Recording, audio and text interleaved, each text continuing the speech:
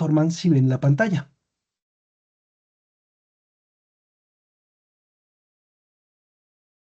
Listo, ya veo la pantalla. Ok. Entonces vamos a dar inicio a la capacitación. Es una capacitación rápida de lo que nos indica lo que son las bases de datos no relacionales en memoria.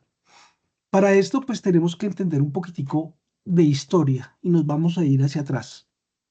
Todo esto empezó con los impactos de los discos SSD, que a diferencia de los HDD, que eran mecánicos, esto nos dio mayor rendimiento, velocidad. Sobre todo esto fue lo que se notó por no tener partes móviles, daba que en sus circuitos y chips eran muy ágiles. Pero se encontraron otros problemas. Los SSD tienen un ciclo de vida limitado. El costo de la escritura de sobreescribir información, a diferencia de los HDD, es que implican borrar una información previa, lo que genera un costo adicional en términos de tiempo y desgaste del disco. Eso tiene un problema que en las bases de datos, como estamos sobreescribiendo o escribiendo en los sectores que ellos encuentren con algo de información llena, pues tiene que eliminar toda la información y volverla a escribir. Entonces, para aprovechar las ventajas del disco duro SSD y mitigar esas desventajas, se crearon algunas estrategias.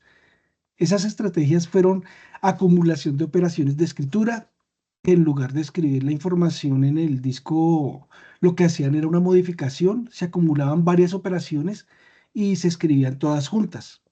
También se crearon las bases de datos en memoria.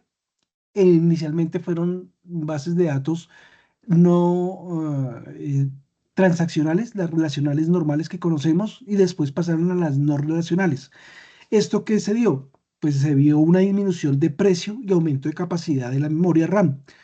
Se ha vuelto pues viable almacenar toda la base de datos en una memoria hoy en día, y esto elimina la necesidad de acceder a discos para leerle o escribir información, lo que acelera considerablemente pues el rendimiento.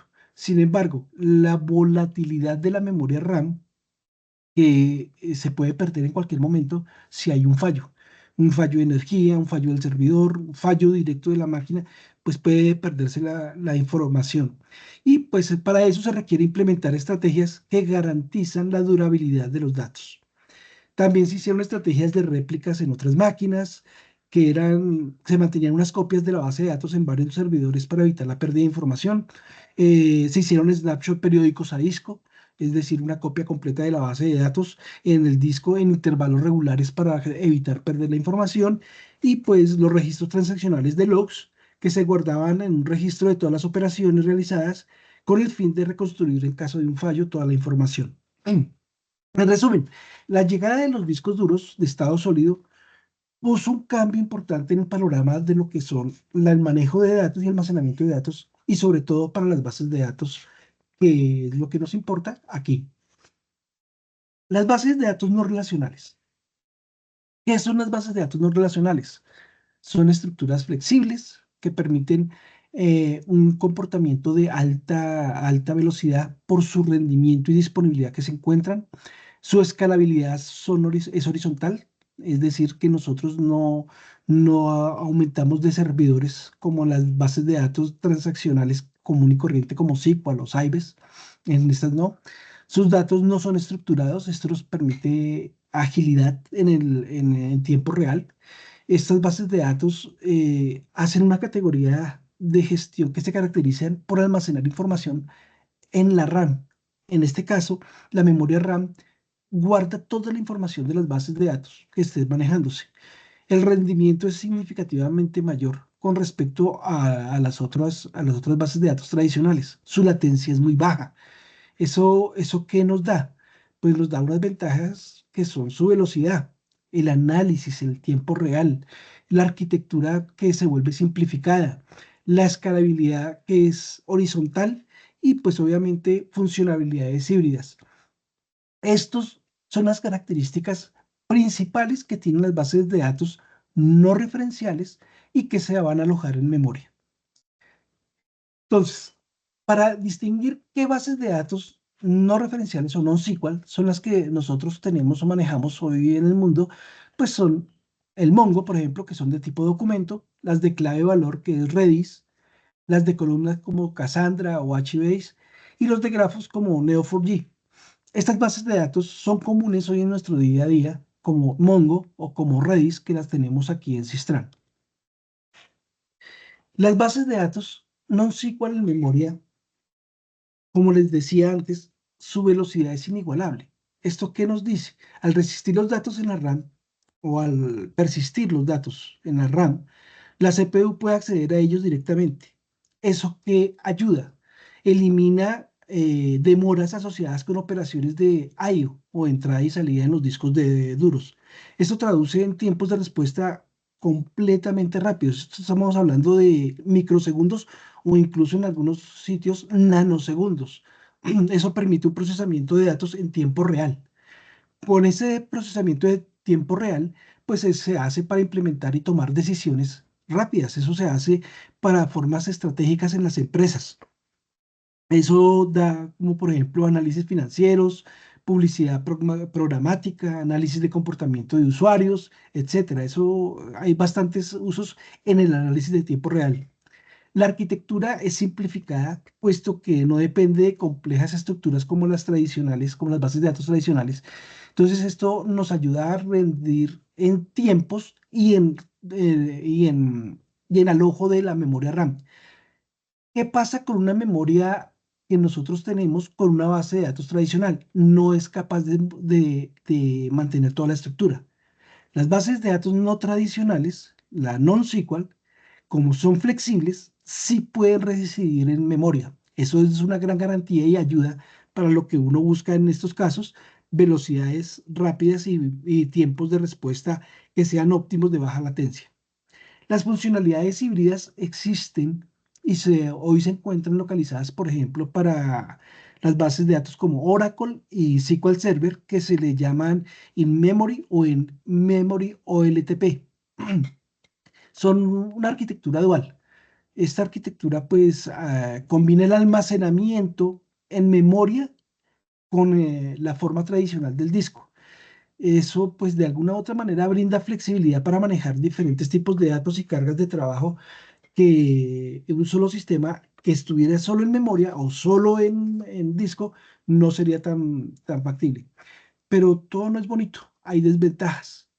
Las desventajas, a pesar de que las memorias son más económicas, hoy en día el costo es elevado. Cuando hablamos ya de mantener una base de datos en memoria, es más económico mantenerlas en un disco duro que en la memoria RAM. Eso hoy en día es un obstáculo, es una desventaja. La volatilidad de los datos es fácil que se puedan perder si nosotros no tenemos una estructura forzada de tal manera que sea persistente en el mantenimiento del dato y que no se pierda, pues este riesgo va a estar latente y puede ser catastrófico, porque no se podría recuperar. Algo más es la seguridad. Las bases de datos NoSQL en memoria no suelen tener funciones de seguridad.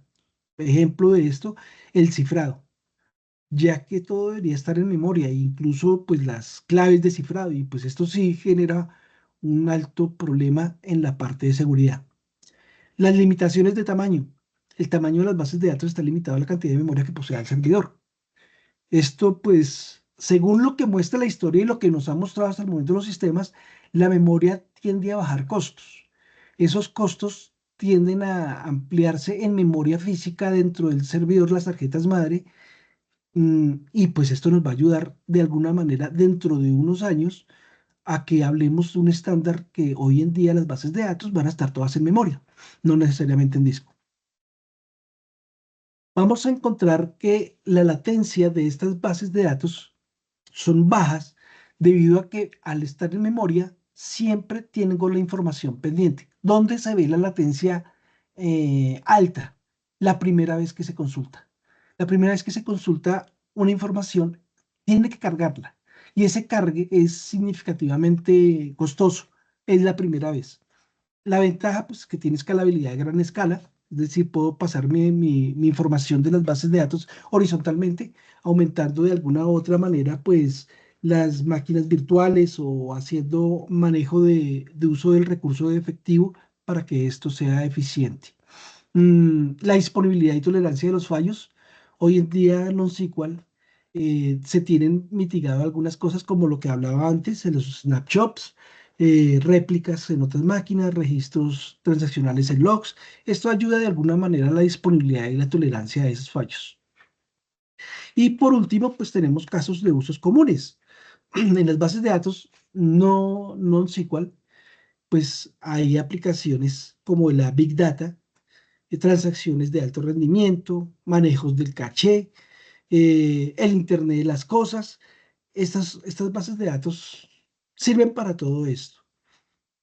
Y pues las bases de datos en memoria, las más usadas hoy en día, está Redis, SAP HANA, Oracle TimeStream, Vault TV y Microsoft SQL Server en memoria OLTP. En el caso de Redis, y profundizando un poquitico en ella, pues es una base de datos de llave valor. Se clasifica como, o que almacena pares. Esa es la información que ella guarda, pares de clave valor. El modelo es simple, es flexible, le hace una adecuada y amplia gama de casos de uso, desde almacenamiento en caché hasta mensajería en tiempo real, el manejo de colas.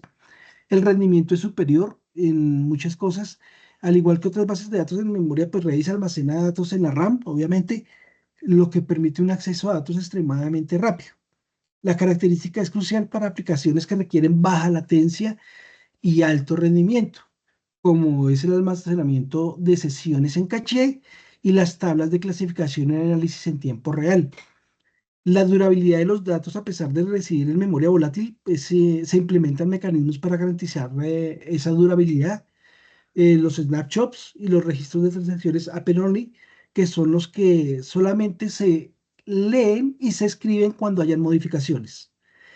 Pues sus ventajas son la simplicidad, la velocidad, la flexibilidad y pues es muy multifuncional. Realmente las bases de datos en memoria hoy en día se están impulsando y son de forma creciente para el manejo de grandes cantidades de datos que se demandan un alto rendimiento en tiempo real. Y esas evoluciones de tecnología de memoria y almacenamiento pues están transformando el panorama de gestión de las bases de datos y el manejo de los datos hoy en día.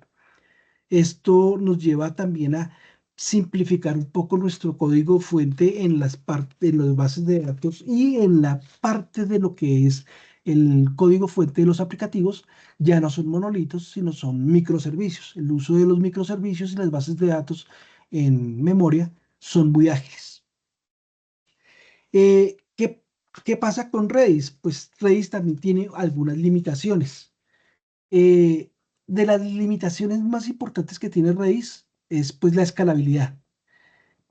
Si bien puede escalar horizontalmente, como utilizar las técnicas de fragmentación, puede ser un desafío en comparación con otras bases de datos distribuidas en memoria, que son más fáciles de escalar que la propia Redis. Los tamaños en conjunto de datos de Redis se almacenan principalmente en la memoria, pero el tamaño es limitado y disponible solamente a la memoria RAM. Entonces hay que tener cuidado en ello, porque esta sí no es capaz de manejar el espacio de una manera eficiente. Hay que enseñarle o hay que manejarla de una manera más práctica y eso es de acuerdo a las estructuras que uno le envíe o le maneje. Para el manejo de colas es excelente, pero en la parte de manejo de las tablas o de la estructura que uno le suba a la memoria, puede tener algunas complicaciones de acuerdo a su estructura. Es lo que uno puede deducir de ello. Entonces, las consideraciones de ese diseño, al diseñar esas bases de datos, debe ser persistente a lo que son los fallos.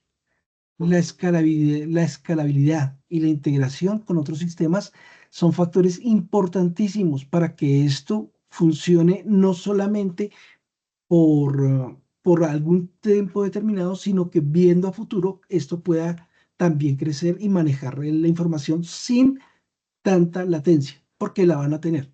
La latencia siempre se va a presentar.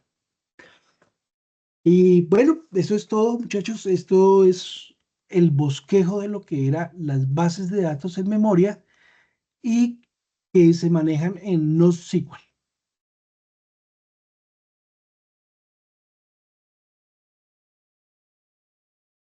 Estoy escuchándolos.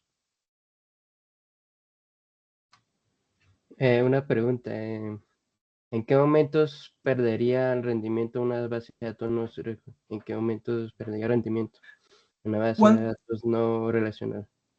Cuando sus estructuras, por ejemplo, Mongo maneja estructuras de 16 megas en paginación. Cuando supera esa paginación, la estructura se vuelve pesada.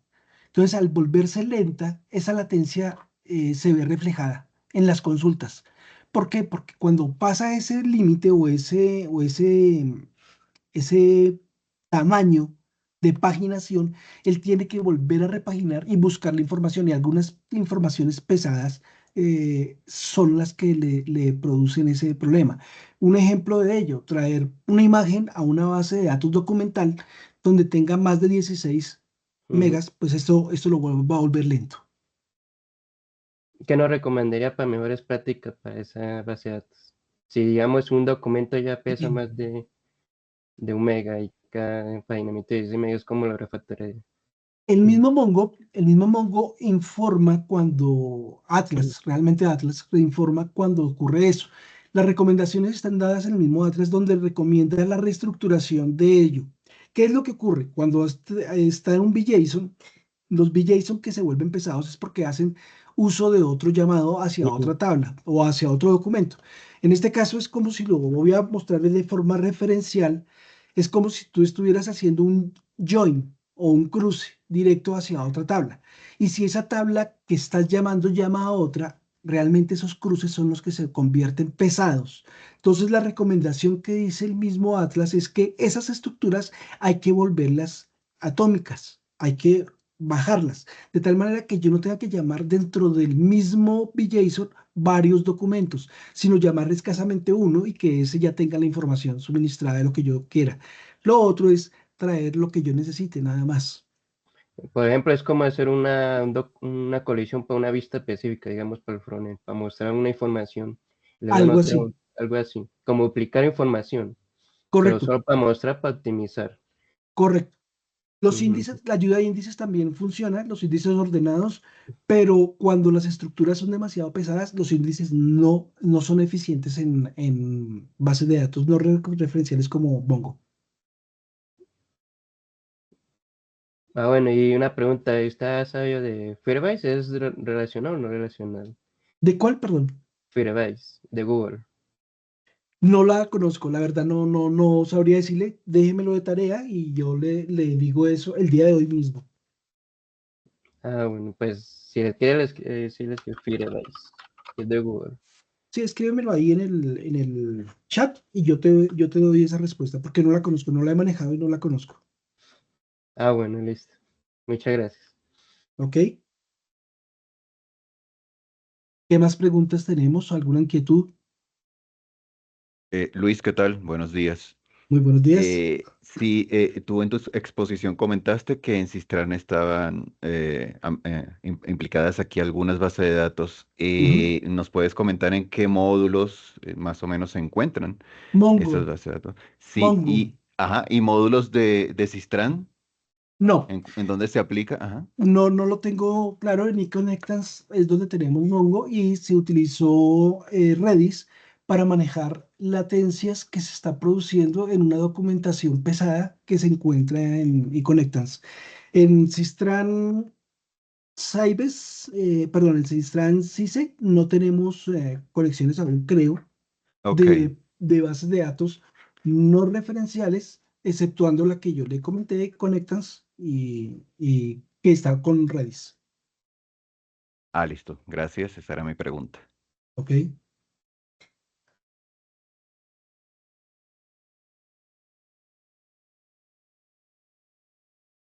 ¿Algo otra pregunta?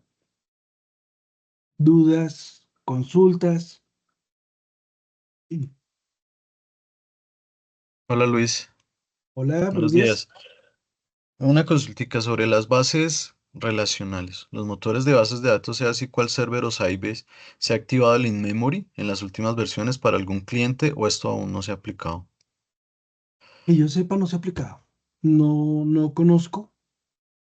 SQL Server tenemos. No, mentiras. Amazon ha manejado algunas SQL Server, como es el caso de J. Manuseli, pero son RDBS normales, no se han habilitado en el in-memory para nada. No las he visto habilitadas.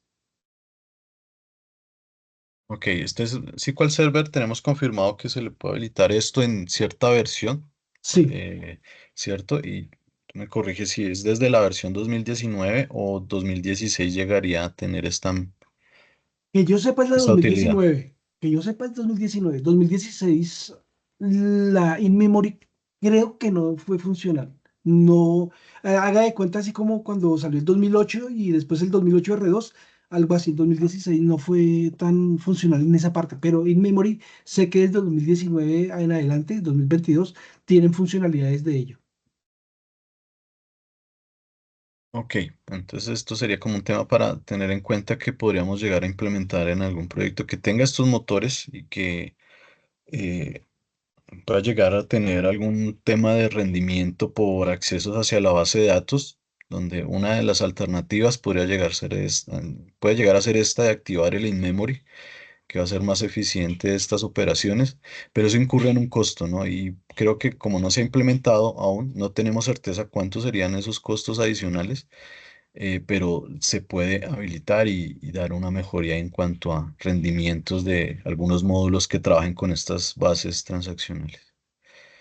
Hay que validar muy bien sobre el tema de costos y la tecnología, es decir, la arquitectura.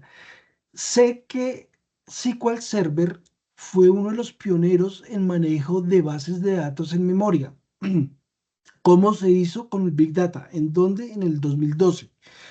Pero ellos tenían un servidor específico para ese motor de base de datos, en el cual lo que hacía era delegarle, porque la tarjeta madre estaba llena de memorias, delegaba procesamiento a esas memorias. Eso se debió, pero para Big Data, extracción y manejo de algunas cosas. Más sin embargo, no conozco la arquitectura hoy en día de los motores de bases de datos 2019-2022, si haya algún cambio o algo similar para este manejo de sistemas de memoria. En la nube es diferente. En la nube ya hablamos es de virtualización. No sé si esto también pueda que nos vayamos hacia ese lado. Sí, es que dependiendo del caso, podríamos entrar a incursionar y demostrar esas bondades que tiene esta activación. Sí, como dices, hay que entrar a analizar sobre estos motores la implicación de activarlo, los costos adicionales, porque pues, eso debe entrar en consenso con el cliente. Es Correcto. eso para revisar. Ujú. Luis, y una pregunta, ¿y eso se habilita a nivel de que de motor o de base de datos? Motor. Ya. O sea, queda para todas las bases de datos si se llega a habilitar eso. Realmente, pues como la base de datos en ese caso se utilizaría es para el motor y el motor es el que va a designar. No sé si él tenga alguna peculiaridad de decirle a este le voy a dar el tanto porcentaje, a este tanto, no, no sé. Toca, eso es de taller, toca mirarlo con una base de datos de ella y mirar en un taller cómo se habilita y cómo funciona.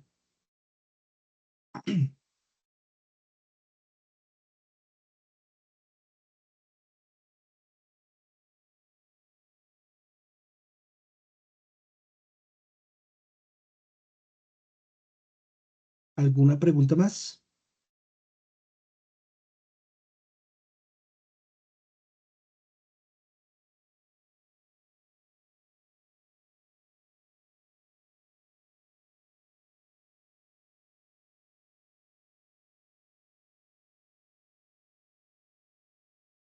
¿Algo más, señores? Sí, creo que Que se- De mi no. parte, no, Luis. Bueno, lo importante de esto es una no una profundización de lo que son las bases de datos NoSQL, sino que es mostrar lo que se puede hacer hoy en día con esas bases de datos. Realmente, en palabras más, palabras menos, cuando hablen de bases de datos en memoria, estamos hablando de que hay una base de datos alojada en una memoria RAM de un servidor. Es eso, es lo que debemos entender. Y que su funcionalidad depende mucho de su estructura de datos y que las latencias que vamos a hablar de allí son nanosegundos o microsegundos. Y que cuando empezamos a hablar de latencias altas, tenemos que revisar es estructura de la misma base.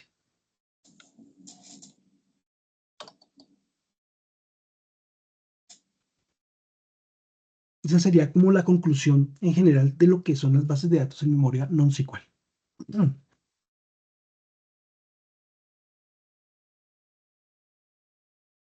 Listo, excelente. Muchas gracias, Luis.